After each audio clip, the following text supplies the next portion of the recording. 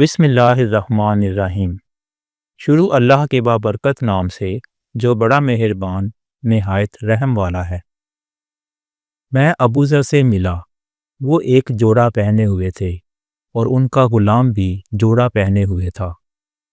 میں نے اس کا سبب دریافت کیا تو کہنے لگے کہ میں نے ایک شخص یعنی غلام کو برا بھلا کہا تھا اور اس کی ماں کی غیرت دلائی یعنی گالی دی، تو رسول اللہ صلی اللہ علیہ وآلہ وسلم نے یہ معلوم کر کے مجھ سے فرمایا کہ اے ابوذر، تو نے اسے ماں کے نام سے غیرت دلائی ہے، بے شک تجھ میں ابھی کچھ زمانہ جاہلیت کا اثر باقی ہے۔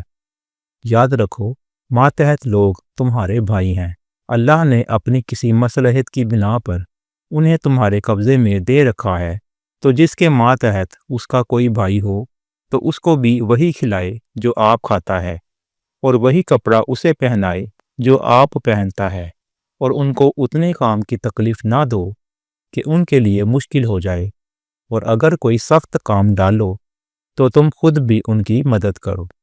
صحیح بخاری حدیث نمبر 31۔ ناظرین کرام، چینل کا مقصد صدقہ جاریہ ہے، اس لیے آپ بھی اپنا کردار ادا کریں۔